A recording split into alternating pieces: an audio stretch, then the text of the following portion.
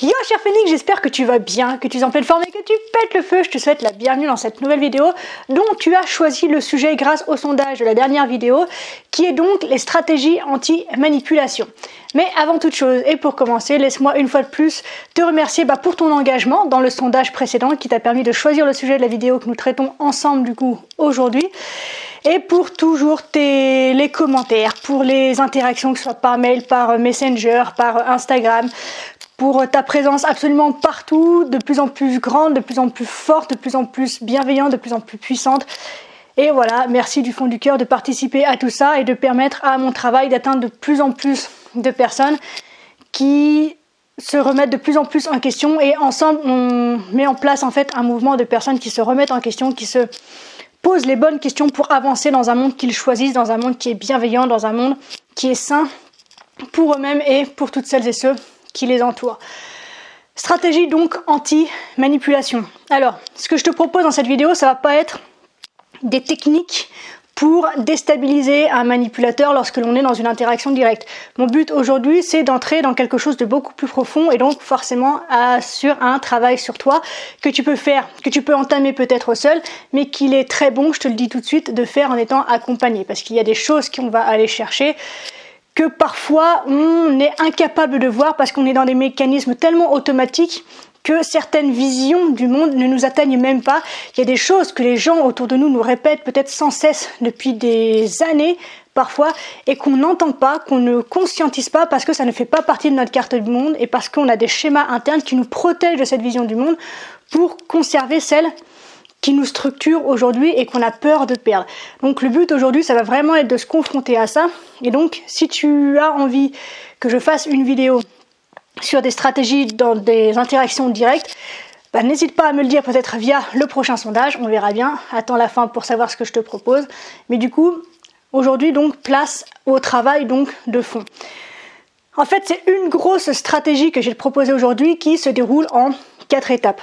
La première étape, ça va être d'identifier à quelle forme de manipulation est-ce que tu es sensible.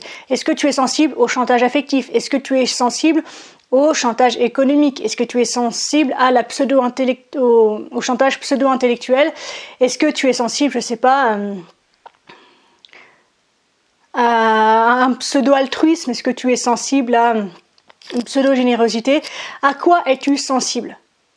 Essaye de prendre du recul sur la relation que tu as en tête en ce moment et que tu considères comme manipulatrice. Quels sont les éléments qui te permettent d'identifier à quel type de manipulation est-ce que tu es sensible? Avec quelle structure, avec quel thème, avec quel sujet est-ce que tu plonges en fait direct, bras ouverts, pour en fait que toutes les bassesses derrière soient possibles? À quel sujet, à quel détail est-ce que en fait, devant quel détail ton cœur s'effondre? Toutes tes défenses en fait vacillent. Quel est le sujet qui fait qu'on peut obtenir de toi ce qu'on veut, même le pire?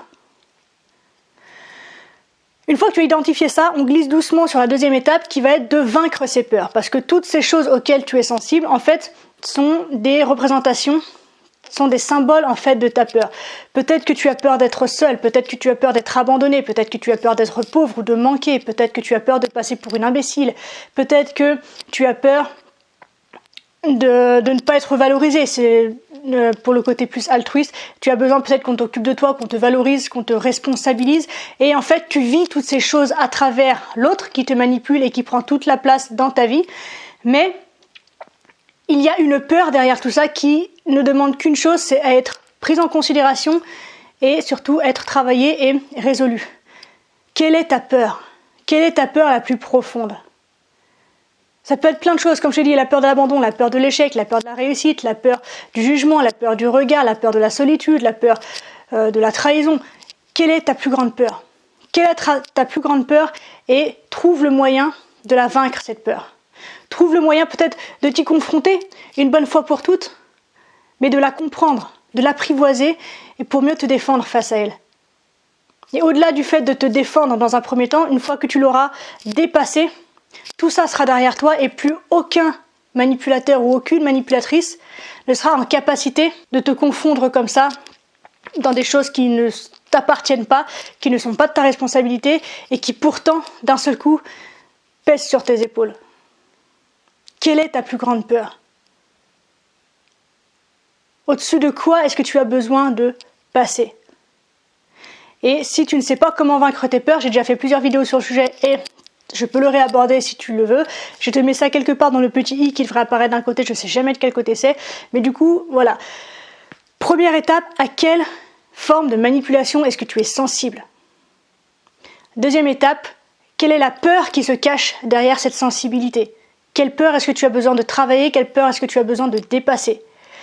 Troisième étape, ça va être de t'entraîner à rester calme, puisque forcément, le manipulateur, pour pouvoir te garder sous sa coupe, il te confronte encore et toujours à cette peur qui fait que tu t'effondres, à cette peur qui te fait vaciller, à cette peur qui fait que tu es prêt ou prêt à tout pour lui ou elle. Mais si tu apprends à rester zen dans les situations où justement cette personne vient te piquer, vient te titiller, il n'aura plus de raison en fait de continuer. À partir du moment où tu restes stoïque, à partir du moment où tu restes imperturbable, à partir du moment où tu restes en paix, mais une paix qui est réelle, une paix qui est sincère, une paix qui est forte, une paix qui est ancrée, une paix qui découle d'un travail sur soi qui est profond, une paix qui découle du fait que tu n'as plus peur. Une fois que tu as cette paix intérieure, parce que quoi que l'autre pense, et qu'il a le droit de penser sur toi, en fait, tu peux te détacher du fait que l'autre te veuille du mal pour te dire que on ne peut pas plaire à tout le monde et que de toute façon, tout le monde pense quelque chose sur toi, de bon ou de moins bon. Et que ce soit les bons ou les moins bons, ils ont tous le droit de penser ce qu'ils veulent sur toi. La différence, c'est que lorsque tu es en paix avec toi-même, tu sais où tu en es, tu sais qui tu es, tu sais quelles sont tes qualités, tu sais aussi quels sont tes défauts, et tu es OK avec ça. Et donc, à partir du moment où tu es stable dans tes émotions, dans tes pensées et dans ton corps, il n'y a absolument aucune raison qu'une personne puisse à nouveau entrer et pourfendre ton armure comme ça pour tout saccager à l'intérieur. Donc, troisième chose, apprends à rester calme en toutes circonstances. Et ça découle, tu l'auras compris, forcément des étapes précédentes, c'est-à-dire d'identifier donc la manipulation à laquelle tu es sensible, de travailler sur les peurs qu'elles mettent en reflet, en fait, qu'elles mettent en lumière.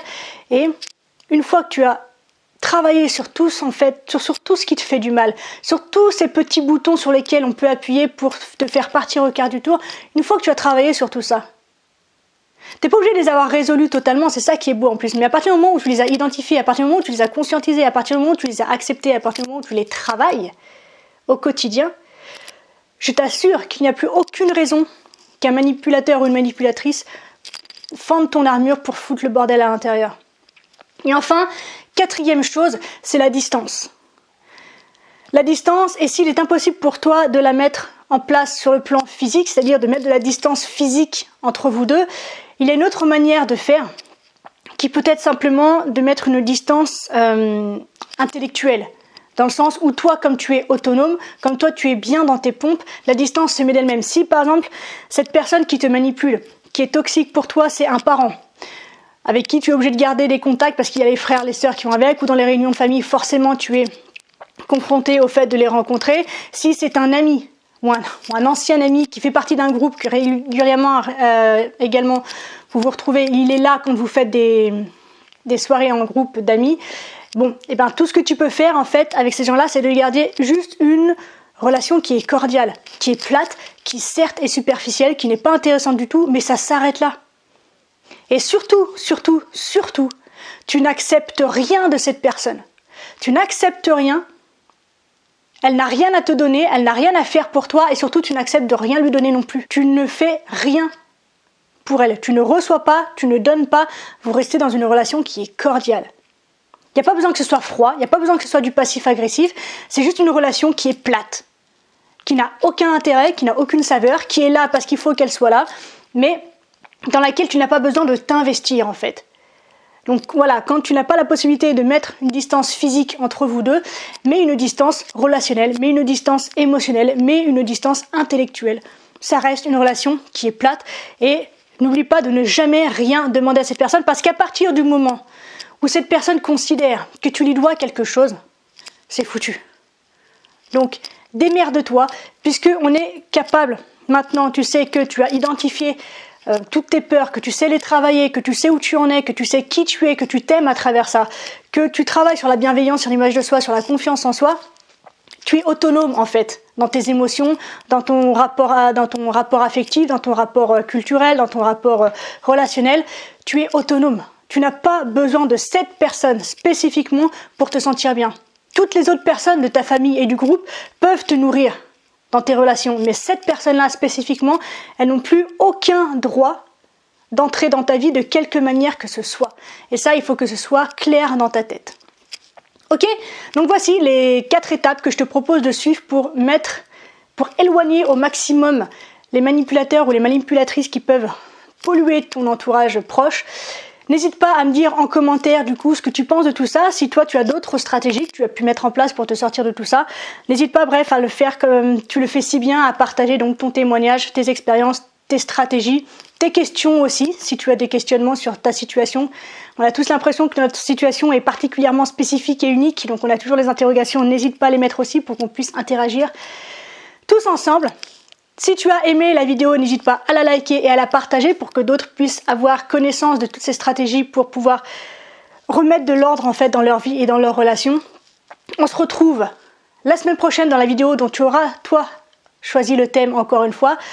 D'ici là, bien sûr, prends soin de toi, sois reconnaissant envers la vie et surtout, n'oublie jamais que tu es la personne la plus importante de ta vie et que, de ce fait, tu mérites ce qu'il y a de meilleur. Je te souhaite une merveilleuse soirée, une extraordinaire semaine et je te dis à la revoyure.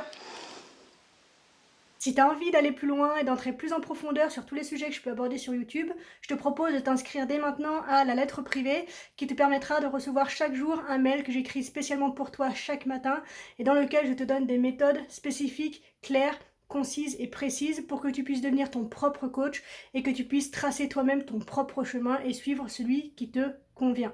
Donc n'hésite pas à t'inscrire tout de suite et on se retrouve dès demain matin à 7 h dans ta boîte email.